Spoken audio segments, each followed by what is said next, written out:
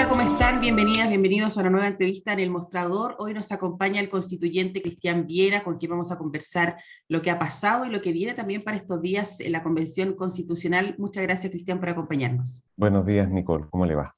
Muy bien, muchas gracias. Buenos días. Bueno, partamos por lo que comenzó la semana pasada, que sigue también esta semana. Fue una semana intensa la semana pasada para la Convención Constitucional, mucho trabajo, extensas jornadas, y probablemente esta semana también sea muy intensa.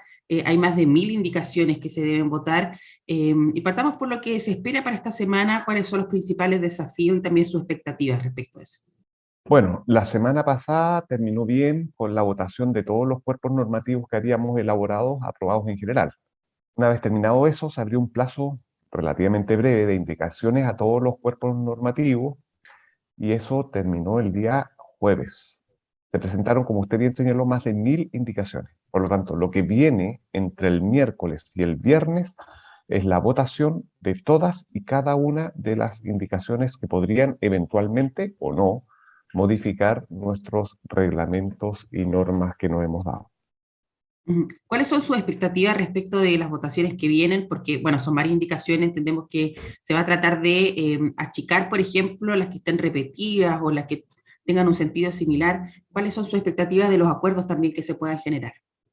Sí, todos los documentos, como teníamos un plazo tan escaso, también de repente como que fueron construidos sin mucho cuidado técnico, ¿no? Entonces, lo primero, los textos van a mejorar en términos técnicos. Eso es lo primero. Lo segundo, también se han dado algunas discusiones, una vez aprobados algunos de los documentos, que permitirían también mejorar esos textos. A mí me tocó participar en la Comisión de Ética y usted bien sabe que los medios de comunicación han estado muy atentos, sobre todo por ciertas infracciones que hemos generado. Tengo la impresión, por las indicaciones en las cuales me tocó participar, que ese texto también podría ser mejorado. Y en tercer lugar, al término de esta semana, espero que ya tengamos todos nuestros documentos definitivos, por lo tanto, ya deberíamos comenzar la discusión sustantiva. Se ha hablado mucho de que hay un avance, bueno, ha existido efectivamente un avance rápido de la convención en instalar el tema del reglamento, se hizo casi en tiempo récord, incluso superando las expectativas que se tenían.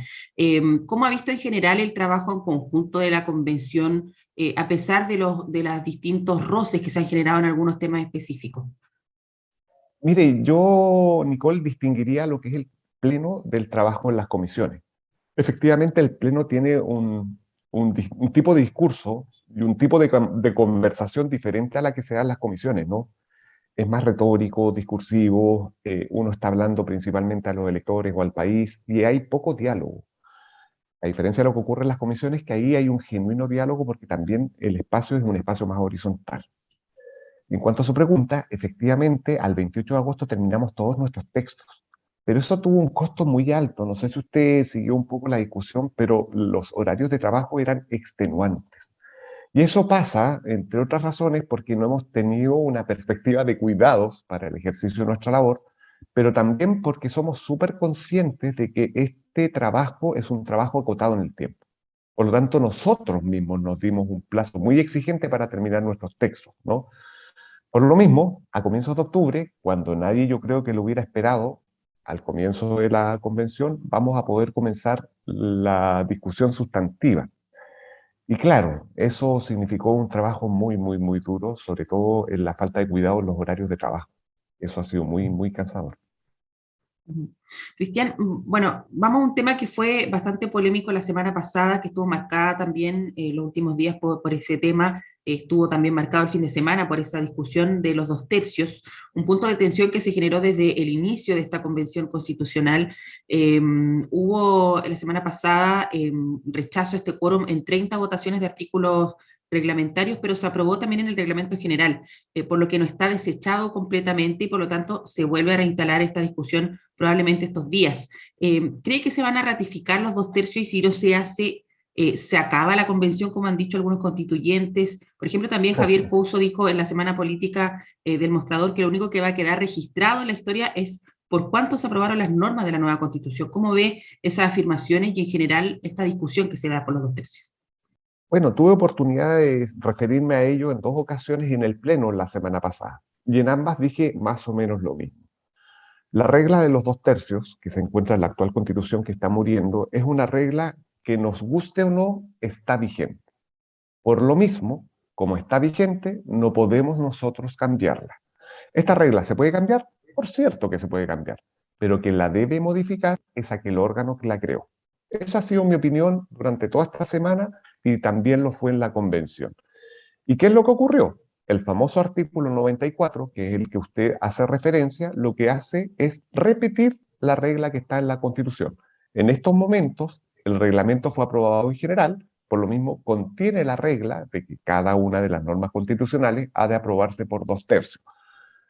¿Qué es lo que puede ocurrir esta semana? Aún no tengo el texto de las indicaciones, que nos lo entregan estos días, ¿no? Puede venir una indicación que sea supresiva, es decir, eliminar el 94, o una modificación, reducir el quórum que está en el 94. Sí, puede ocurrir, pero tengo la impresión de que esas indicaciones deberían ser rechazadas. Por lo tanto, el reglamento va a contar con el quórum que establece el artículo 94. Son muy extremas estas declaraciones de que se podría acabar la convención si es que este quórum de los 2/3 no se ratifica. Bueno, esa fue una opinión que dio un colega que yo leí completamente la entrevista, ¿no? Y en Mm, general coincidía con el diagnóstico, decía un poco más o menos lo mismo que le estoy señalando. sí. Pero si no respetamos el quórum de 2/3, que es un quórum procedimental, la misma Constitución contiene reglas para resolver esos conflictos procedimentales y que se llama un recurso ante la Corte Suprema. Por lo tanto, es una declaración exagerada. No se acaba la convención, porque existen los mecanismos de reclamo frente a vicios procedimentales. Y precisamente sobre eso, sobre llegar a la Corte Suprema, ¿qué podría significar para la convención en términos prácticos y también en términos de imagen, cuando hoy día se está tratando de avanzar frente a todos los problemas que se han generado? Bien, conviene recordar que el reclamo ante la Corte Suprema no es llegar y reclamar por un vicio procedimental.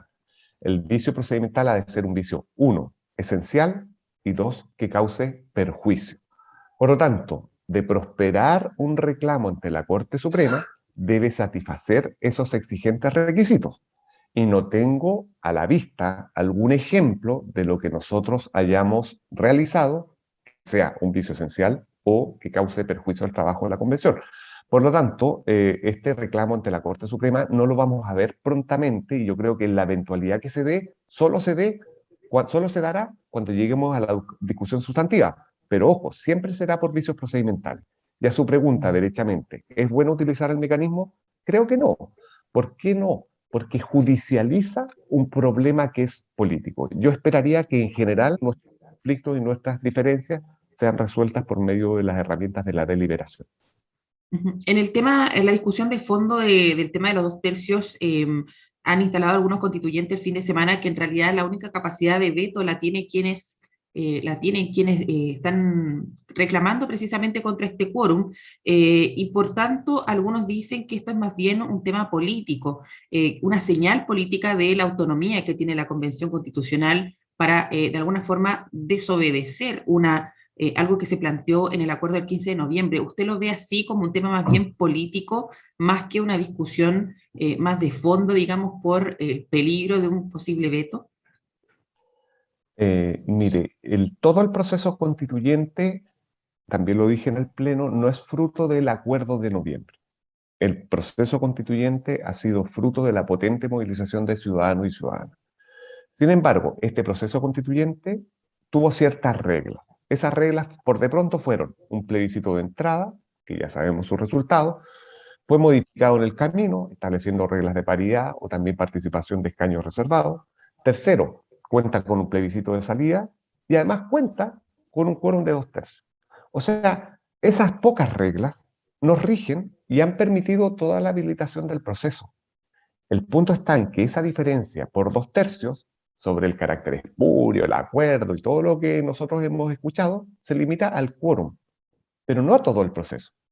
Entonces yo esperaría más bien una reflexión un poquito más sistemática en el sentido que todo el proceso constituyente está condicionado por esas reglas. Por lo tanto, coincido con su diagnóstico en el sentido que más bien esa discusión específica sobre el quórum, porque sobre el quórum es una discusión que tiene más bien un componente político y retórico más que sustantivo y procedimental.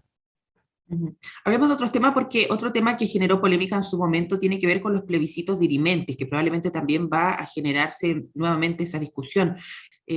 ¿Cómo ve usted esta herramienta y qué posibilidades también hay de quizás perfeccionarla para generar una mayor aceptación del resto de los constituyentes?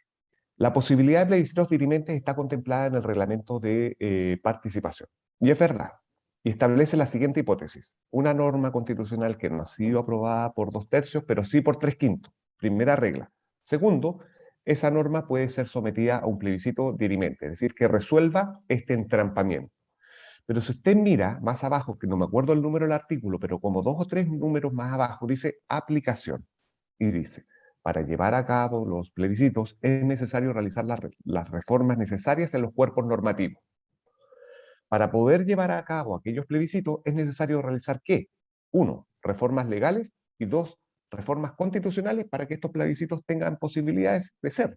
Por lo tanto, en ningún caso nosotros estamos creando la posibilidad cierta. Estamos señalando, este mecanismo lo podemos utilizar. Puede ser un buen mecanismo de destrave, pero además es necesario realizar las modificaciones legales y constitucionales. Por lo tanto, hay un respeto a aquellos órganos que están encargados de resolver este conflicto, Que sería el Congreso en este caso, ¿cierto? mediante la modificación de la Constitución para habilitar este plebiscito y la ley de votaciones y escrutinio para poder generar también la posibilidad que intervenga el CERVEL. Ujú. Y respecto de otros temas que podrían generar una mayor discusión, ¿cuál a su juicio podrían centrar el debate en los próximos días? Bueno, tal vez viene muy de cerca mi opinión, pero yo creo que también fue un poco polémico lo que ocurrió en la Comisión de Ética, sobre todo con el establecimiento de algunas infracciones y también con el establecimiento de algunas sanciones. Creo que puede ser polémico y también puede ser polémico, aunque yo creo que también puede haber una mejora en el tipo de sanción en el caso de la medida de suspensión del derecho a voz, o también aquella que establecía como sanción alternativa la posibilidad de estudiar algunos temas complejos. Le Ahí había llamaron un, los ¿Mm? cursos. Había un punto que también reclamaban algunos constituyentes de la derecha que tenía que ver con, con el tema de la abstención. No sé si podían profundizar en eso, porque también se generó un debate en Twitter de algunos constituyentes respecto de ese tema. En Vamos por Chile decían que eso era una postura política válida y algunos constituyentes, como por ejemplo Bárbara Sepúlveda, decía que no había ningún inconveniente en abstenerse, pero que eso no era válidamente dentro, no sé, considerado como válido dentro del quórum y la votación. ¿Cómo lo ve usted también ese tema y qué tanto conflicto podría generar? Mire, esta es una discusión bien técnica, ¿no? Porque tiene que ver con cómo se computan los votos. Y yo creo que ambas opiniones son razonables y pertinentes. El punto está en que en algún momento hay que decidir por una u otra. Pero yo no descalificaría ni la una ni la otra. Porque por un lado, interpretando una opinión, es legítimo que uno no quiera tener una opinión. Es legítimo. Pero por otro lado, también es legítimo que si tú no quieres tener una opinión, tu voto no se cuente. Esas son las dos condiciones que en estos momentos se están viendo. En el reglamento se consideró que es pertinente, que es razonable no tener opinión, pero tu voto no cuenta. Y eso es lo que tenemos en estos momentos. No sé cómo irá a quedar en definitiva, ¿no? Pero esta idea en todo caso se toma del mismo valor del sufragio en los procesos electorales. Porque si usted vota nulo o blanco, su voto no es un voto válidamente emitido. O sea, usted lo emite, no hay problema, pero no se cuenta, no se contabiliza. Es lo mismo que estamos haciendo nosotros. Esto puede ser problemático cuando establecemos un quórum que se llama supramayoritario, que es sobre los constituyentes en ejercicio. Mm. Cuando ponemos el voto sobre los constituyentes en ejercicio, votar abstención es votar rechazo. ¿Mm? Entonces, ahí podría eventualmente bajar el quórum de los en ejercicio. Y ahí se torna problemático. Pero yo creo que es una discusión muy técnica, un poco árida, pero ambas posturas son razonables.